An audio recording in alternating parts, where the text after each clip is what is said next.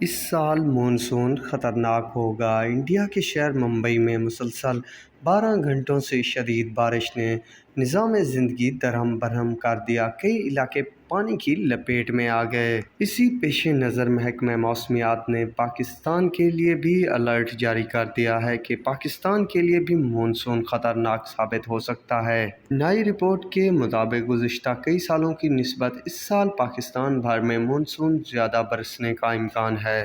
آج کی جو نئی رپورٹ جاری کی ہے محکمہ موسمیات نے، اس رپورٹ کے مطابق جنوبی پنجاب سمیت ملک کے مختلف علاقوں میں بارشوں، آندھیوں اور ژالہ باری کا ہائی الرٹ جاری کر دیا ہے۔ ہفتے کے دوران بلائی وسطی علاقوں میں وقفے وقفے سے آندھی، گرج چمک کے ساتھ بارش کی پیش گوئی کی گئی ہے۔ محکمہ موسمیات کے مطابق نم آلود ہوائیں ملک کے بلائی اور وسطی علاقوں میں مسلسل داخل ہو رہی ہیں۔ مغربی ہواؤں کا سلسلہ بھی 28 مئی سے ملک کے بالائی علاقوں میں داخل ہونے کا امکان ہے، جس کے باعث 31 مئی کے دوران کشمیر، گلگت بلتستان، اسلام آباد، راولپنڈی، مری، گلگت، اٹک، چکوال، جہلم، میاں والی، سرگودا، حفص آباد، منڈی بہاؤالدین، سیالکوٹ، ناروال، اکاڑہ، لاہور، فیصل آباد، جھنگ، ٹوبہ ٹیک سنگھ، گوجرانوالہ، گجرات، شیخ پورہ، چترال، دیر، سوات، مالاکنڈ، مانسہرہ، بٹگرام، شانگلہ، کوہستان، ایبٹ آباد، ہری پور، پشاور، مردان، سوابی، نوشہرہ،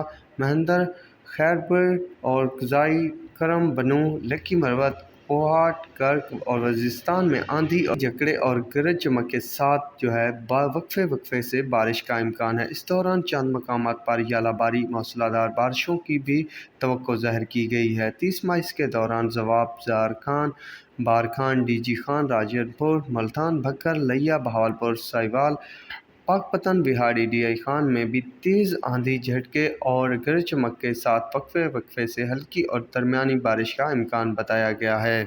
اسلام آباد سمیت بالائی وسطی حصوں میں بھی آندھی، جھکڑے، ژالہ باری، گرج چمک اور تیز موسلادھار بارشوں کے باعث کمزور انفراسٹرکچر، بجلی کے کھمبے، درختوں، گاڑیوں، سولر پینل وغیرہ کو نقصان ہونے کا اندیشہ ہے۔ اسی لیے محکمہ موسمیات کی طرف سے جاری کردہ رپورٹ کے مطابق کاشتکاروں کو اپنی فصلوں کے معاملات موسمی حالات کے مطابق ترتیب دینا ہوں گے، اور عوام الناس کو بھی، خاص طور پر مسافروں اور سیاحوں کو بھی خراب موسم کے دوران باہر نکلنے سے روکا گیا ہے، اور تمام متعلقہ اداروں کو ہائی الرٹ جاری کر دیا گیا ہے کہ ناخوشگوار واقعات سے بچنے کے لیے تمام ضروری اقدامات کو لازمی ترتیب دے کر رکھیں۔